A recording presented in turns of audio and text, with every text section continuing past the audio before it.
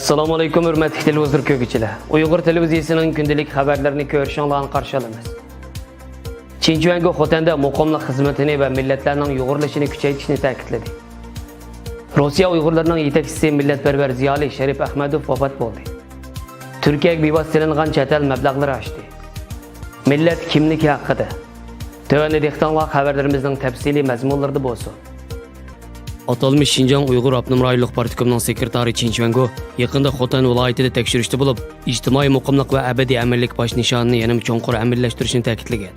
Tangirtoq to'g'ri xabarda Chinchuanga Xotan viloyatida 20 avgust kunidan 21 avgust kunigacha qilgan ziyoratida Xotan noyisida 10 mingdan ortiq kishining ishga oldida xizmatga o'rnatishiga sharoit yaratib berganligi, qarmor pishiqlab ishlash zavodi va yana do'lan kiyim-kechak pishiqlash zavodlarini ziyorat qilgan. Chinchuanga ziyoratida asos qatlamdagi kadrlarni va yana Xotan shahri ilchisidagi Topçu məscidini ko'zdan kechirib, muqimlik xizmatlarida qo'lga keltirgan natijalarni muayyanlashtirish bilan birga, muqimlik xizmatini yanada kuchaytirib, birikma mushni yanada ching etish orqali Jumhur Xalq Jumhuriyati qurilganligining 70 yilligini tabriklash kerakligini, millatlararo uyg'urlash masalasini alohida ta'kidlab, millatlar ittifoqlashib bir oila kishilardek bo'lishi va millatlar ittifoqligi birlashma do'stlik faoliyatini puxta qanot yaydirib, millatlarning o'zaro aloqalashishi, almashtirishi, uyg'urlashishini kuchaytirib, onlarning donasidek zich o'yish kerakligini, dinni sotsializm jamiyatiga uyg'unlashtirishga faol yetaklash kerakligini bildirgan. Chinchuangoning Xitoy davlat ishlari kabineti axborot ishxonasi atalmış Şinjandagi kasbiy mahorat ta'lim-tarbiya xizmati nomli aqtash kitob e'lon qilingandan keyin Uyg'urlarning nupusi eng zish bo'lgan va lager qamalgan kishi soni eng yuqori bo'lgan Xotan viloyatini ziyorat qilishi diqqat qo'zg'amoqda.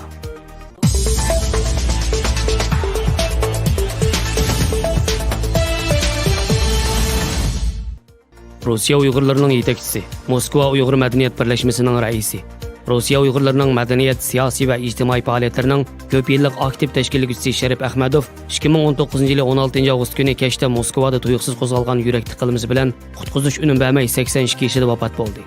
Bu odatda rasmiy turda Sharif Ahmadov deb atalsa-mu, lekin Uyg'urlar tomonidan Sharifjon Ahmadi yoki Sharif aka deb tanilgan edi. Sharifjon Ahmadi Sovet ittifoqi parchalangandan keyin 1992-yili Moskvada Uyg'ur jamiyati qurish uchun harakat qilib, bir qism olim va ziyolilarning qo'llashi bilan Uyg'ur jamiyati qurgan. Keyin bu jamiyat Rossiya xarakterli jamiyatga aylanib, o'zi mazkur jamiyatning raisi bo'lgan. Moskvadagi Uyg'urlarni jam qilish, madaniyat faoliyatlarini uyushtirish va Xitoy elchixonasi oldida lagerlarni taqash hamda Xitoyning Uyg'urlarga qaratgan siyosatiga norozilik bildirish namoyishlarini tashkillash, yosh avlodlarni tarbiyalash ishlariga yetakchilik qiluvchilarning biri edi.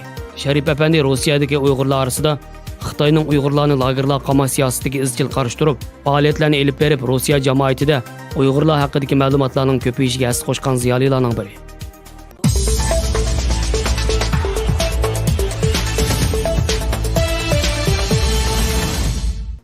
Turkiyaga silingan bevosita chet el mablag'lari o'tgan yilning iyun oyidan bu yilning iyun oyigacha 6,13% oshib, taxminan 12 milliard 400 million dollarga yetgan. Turkiya ovoz radiosi xabari. Turkiyaga bevosita silingan chet el mablag'larida yaqinqi bir yilda eshish ko'rilgan.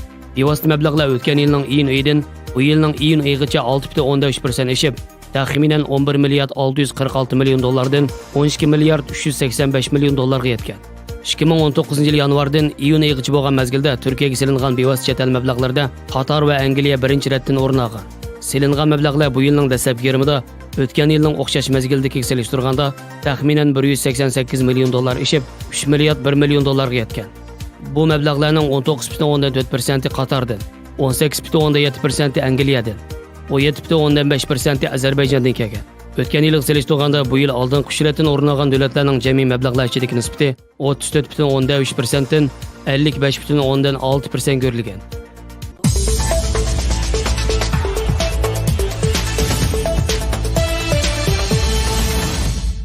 Hozir qisman Uyg'urlarda millati Uyg'ur bo'lsa-la, qandoqli bo'lmasin kunlarning birida o'zida Uyg'urlik kimligini, hech bo'lmasa Uyg'urlik hissiyotini ifodalaydi degan ko'z qarash mavjud.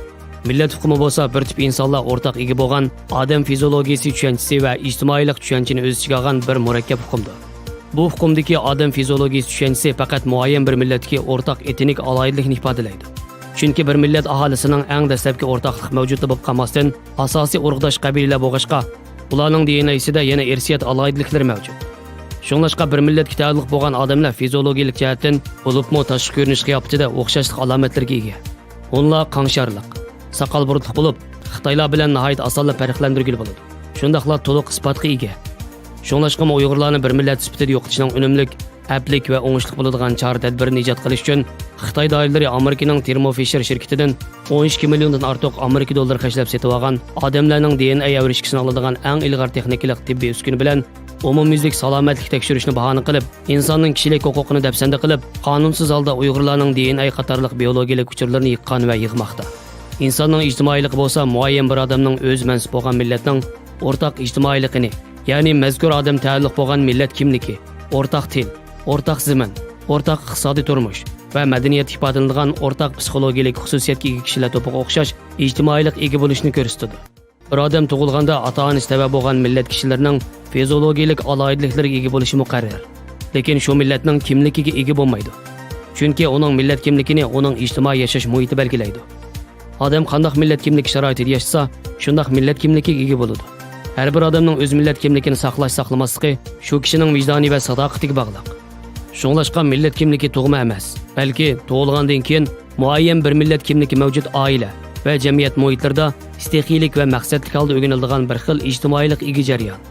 Xabarlarimizni ko'rganingizga rahmat. Ko'rishguncha omon bo'linglar. Xayr xo'sh, Allohga omonat.